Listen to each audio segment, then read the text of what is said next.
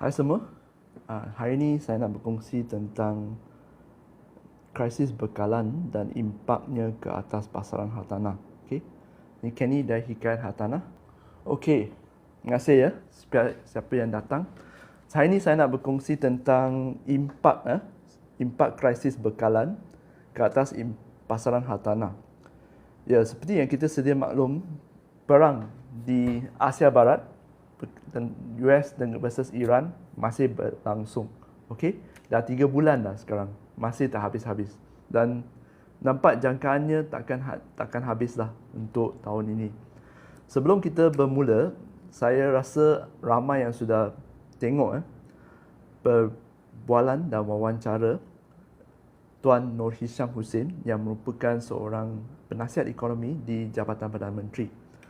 Tuan Nur Hisham sebenarnya telah memberi 2 wawancara, satu di bulan Mei, satu di bulan April kalau tak silap. Dan bulan Mei bulan lepas, Tuan Nur Hisham ada berbincang tentang krisisnya ada 3 fasa. Kita sekarang di fasa kedua atau krisis bekalan, di mana fasa pertama adalah gangguan bekalan. Bekalan apa? Bekalan petroleum daripada Strait of Hormuz. Ya, susulan perang. Yang kedua adalah gangguan bekalan, krisis bekalan.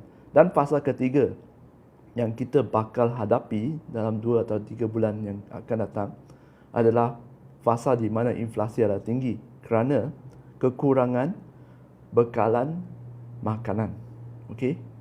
Ya, saya hari ini nak berbincang tentang fasa kedua, apa yang sedang berlaku daripada pemerhatian saya sendiri.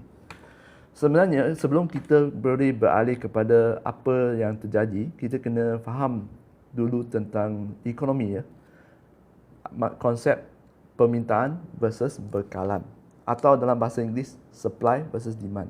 Sekarang ni kita ada masalah bekalan. Bukannya kita tak ada duit tak beli tapi masalah bekalan. Apa akan terjadi kalau masalah bekalan ni berterusan? Bayangkan hari ni anda buat satu bisnes. Kilang anda boleh keluarkan katakan 100,000 unit untuk bekalan 100,000 unit sebulan. Dan anda dapatkan sumber katakan 100,000 tong minyak untuk hasilkan 100,000 unit untuk dijual. Sekarang ni masalah bekalan berlaku, minyak tak dapat. Katakan minyak dapat setengah saja. Minyak dapat 50,000. Apa akan terjadi pada bekalan anda? Nak jual kepada pelanggan. Akan terjejas kan? Jadi di sana akan turun. Anda akan cakap dengan pelanggan, maaf kita tak boleh beri 100,000 sebab kita kurang bekalan sekarang. Jadi anda beli 50,000. 50,000. Apa akan terjadi? Sales akan jatuh. Okey? Bila sales jatuh, apa yang jatuh? Untung jatuh. Untung jatuh tapi overhead masih ada kan?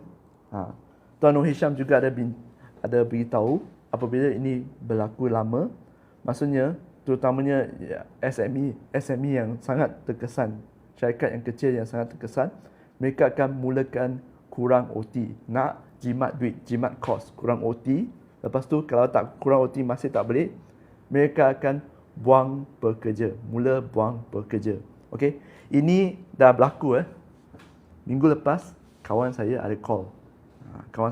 Kata, "Kenny, you masih dalam bidang hartanah ke?" Saya cakap, "Ya." You nak balik ke?" Sebab dulu kawan saya buat hartanah, lepas tu dapat kerja tetap kan, pergilah kerja. Lebih kurang setahun dah kerja. Lepas tu tiba-tiba kata, "Kenny, you tahu tak, hari ni saya sedang menganggur. Majikan tak boleh gaji saya lagi." Sebab pelanggan mereka tak boleh bayar dah. Tak ada duit nak bayar. Kurangkan kos, mereka kurangkan perkhidmatan, kurangkan pembelian. Okey? Jadi kawan saya kena dilepaskan. Retrench, okey? Dan syarikat konsultan terkemuka antarabangsa pun dah mula retrench lah. Kalau anda nampak dalam media sosial, mereka beritahu. Okey? Itu akan terjadi. Dan apabila ini terjadi, apa akan terjadi kepada ekonomi? Gaji tetap tak boleh naik sebab tak ada bonus apa, tak boleh naik kan. Dan inflasi di sini naik, kuasa beli anda berkurang. Okey? Apa kesannya kepada pasaran hartanah? Kita pun dah nampak di 3 bulan lepas, harga kos untuk pemaju dah meningkat. Sebab diesel semua meningkat. 15 hingga 20% kos pembinaan meningkat. Tapi kos pembinaan tidak hanya bergantung pada diesel saja. Seluruh bekalan akan meningkat. Jadi, harga rumah yang ada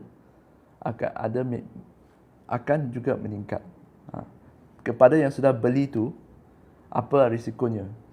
Sebenarnya pemaju dah tanda tangan perjanjian jual beli atau SMP kan. Mereka tidak boleh naik harga tau. Apabila bahan mentah meningkat, mereka tak boleh tampung, apa akan terjadi kepada projek tersebut? Projek tersebut akan ada risiko untuk terbengkalai. Risiko terbengkalainya akan jadi tinggi. Sebab tu kerajaan juga ada lancarkan program simen ramah untuk rumah mampu milik. Okey? Jadi kalau nak kurangkan risiko, anda boleh tengok unit yang sudah siap lah. Unit yang sudah siap, dan pemaju akan lebih fleksibel bincang runding harga kerana mereka tak nak simpan lagi. Mereka akan runding harga untuk jual kepada anda. Okey?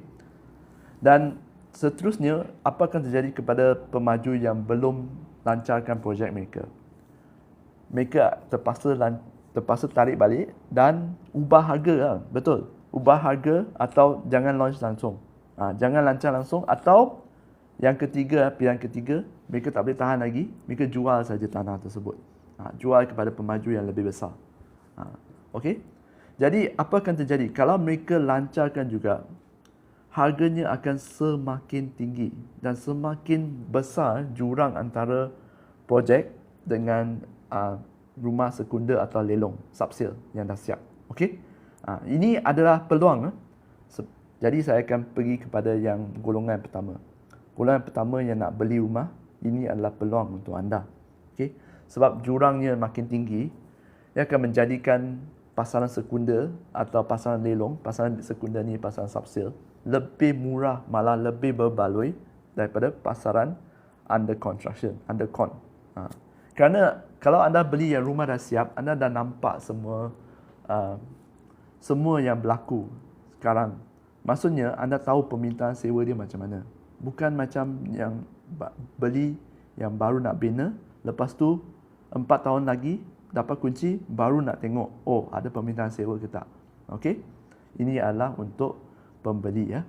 Dan samping tu, anda juga boleh tengok pasaran lelong. Sebenarnya pasaran lelong sekarang harganya sebenarnya dah nampak lebih munasabah dan lebih menarik sebenarnya pasaran lelong. Sebab tu ada banyak orang yang masuk pasaran lelong sekarang. Okey? Pasaran sekunder pun sama. Kalau pasaran sekunder, jangan ingat tak ada insentif untuk anda. Kerajaan ada beri banyak insentif untuk pasaran sekunder juga. Termasuk loan SJKP yang boleh dapat sampai 100%. Okey? 100% sampai harga RM500,000 dan ada satu skim untuk RM300,000. Bank swasta, ada segelintir bank swasta yang beri sampai, ni pembeli rumah pertama saja, beri sampai RM1,000,000, loan RM1,000,000 boleh dapat 100% loan. Okey? Itu adalah insentif yang diberikan oleh kerajaan untuk galakkan anda beli rumah. Okey? Lagi satu, kalau anda beli pasaran sekunder, ada juga peluang untuk markup. Tak semestinya kalau anda tak dapat 100% loan, anda dah tak boleh dah. Okey? Tak boleh beli rumah, anda boleh ada peluang markup. Banyak je sekarang markup. Lagi satu, sekarang ni kalau anda sebagai buyer, anda ada banyak pilihan. Sebab banyak listing yang di luar sana, penjual dia ada yang tak boleh tahan dah. Sebab mungkin dah hilang pekerjaannya, macam yang saya bagi tahu tadi, hilang pekerjaan. Jadi mereka tak boleh untuk menampung pembayaran dan terpaksa jual rumah. Ini untuk seller ya. Yang kedua, kalau anda sekarang dah hilang kerja ke, atau kerja tak stabil ke, kemungkinan hilang kerja, juallah rumah anda dengan secepat mungkin. Dan kalau nak jual tu harganya kena sabar. Kalau kira nak untung memang susah lah. Kecuali rumah anda beli pada yang lama dulu. Dah beli dah lama, mungkin ada kemungkinan untung. Tapi rumah yang baru sekarang, kalau anda nak jual, memang payah. Kalau tak boleh jual, apa yang anda boleh lakukan adalah sewa keluar dulu. Saya tahu anda tak nak pening kepala, tapi sewakan dapat lebih kurang 80% daripada harga bayaran kepada bank adalah lebih baik daripada kosong. Anda boleh gunakan sewa tersebut menampung sedikit, top up sedikit. Lepas tu dalam pada masa yang sama pergi cari kerja yang baru. Okey. Ni terutamanya untuk yang buat bisnes juga. SME juga bukan hanya makan gaji saja yang menderita. Tauke-tauke SME pun banyak yang lingkup terpaksa tutup. Mereka pun kena jual rumah. Kalau nak jual, ikut pasaran dan sentimen semasa. Kalau perlu jual, jual. Kalau tak boleh jual, kena top up banyak sangat, sewalah dulu. Okey? Itu untuk penjual. Jadi untuk tuan rumah atau landlord, kalau rumah tu tak boleh sewa, maksudnya ada terlalu banyak. Sekarang ni ada terlalu banyak apartmen yang nak sewa.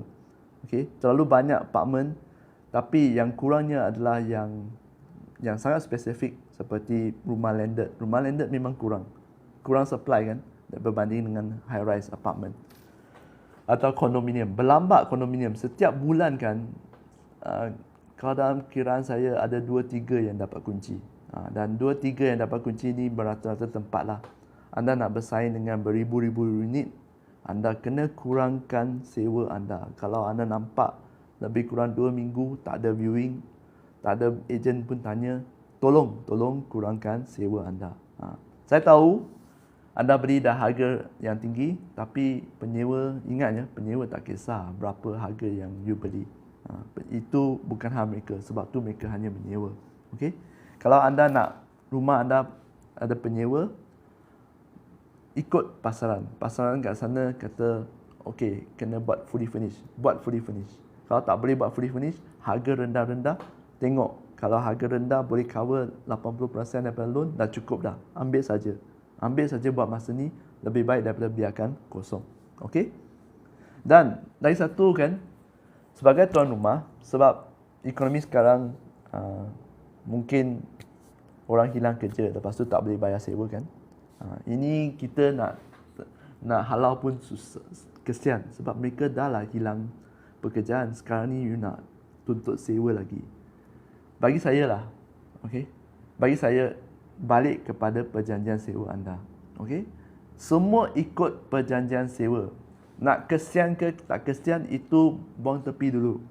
Sebab saya boleh jamin, I can guarantee you, bank tak kesian anda. Penyewa hilang pekerjaan, tak apa, saya masih nak anda bayar loan. Bank ada kesian anda? Tak ada. Okey? Anda juga kena tegas. Dan macam mana tegas? Orang kata hati kering. Ikut perjanjian sewa anda. Anda kena faham perjanjian sewa yang anda tandatangani. Apabila penyewa tak bayar, atau penyewa bayar lewat, atau penyewa bagi alasan, apa nak buat? Semua ikut perjanjian sewa. Okey? Kena faham semua ni. Dan lagi satu, penyewa. Penyewa sekarang ni ada banyak pilihan. Walaupun anda ada banyak pilihan, tapi agak-agaklah dalam kajian anda. Tengok kajian anda, okey? Kalau anda nak rumah yang sewanya RM1,000, lepas tu nak 1,000 kaki persegi, lepas tu sebelah KLCC, nak 2 parking, itu tak mungkin lah. Tolong buat kajian baik-baik. Rumah yang strategik, rumah yang dekat dengan kereta api dan terutamanya dekat dengan bandar, harganya tak boleh jauh beza. Tak boleh jauh beza. Munasabah. Walaupun anda ada pilihan, tapi kalau anda nak sewa yang murah, anda tak mampu sewa yang murah, anda ada sewa bilik. Okey? Sewa bilik saja atau sewa studio. Sewa studio yang kecil. Itu pun tak mampu, tinggal lagi jauh daripada bandar tapi dekat dengan kereta api. Saya ada je penyewa yang menyewa flat, flat 1,000 kaki persegi di RM900 saja sewa flat. Satu flat yang kosong lah. 3 bilik tahu, 800 kaki. Lepas tu dekat je dengan MRT. Jalan kaki dah boleh sampai. Tapi tinggal jauh lah. Dulu 15 minit dah sampai. Sekarang 45 minit baru sampai tempat kerja. Balik lagi 45 minit. Tapi sewa murah.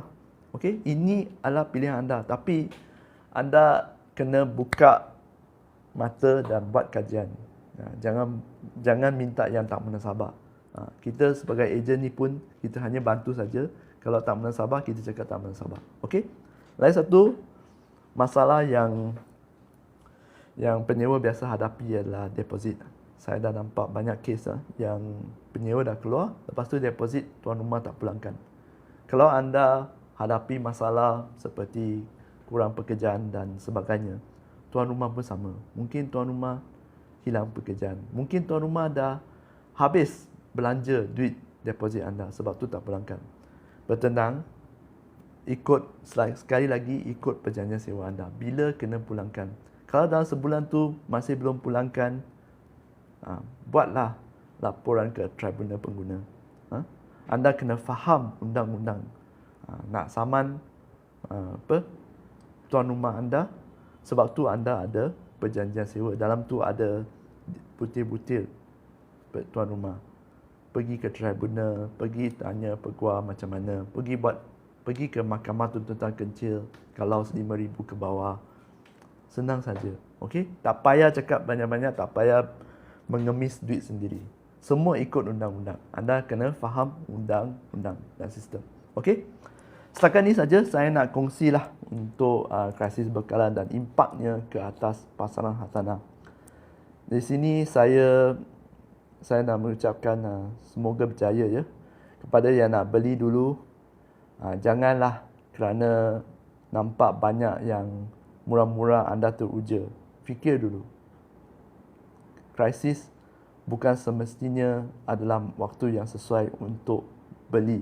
Bukan semua orang adalah sama. Ada yang sesuai beli sekarang, ada yang tak sesuai. Okey, bergantung kepada kemampuan anda dan keperluan anda sendiri. Ini Kenny dari Hikayat Hartanah. Kita jumpa lagi di video yang akan datang. Bye-bye.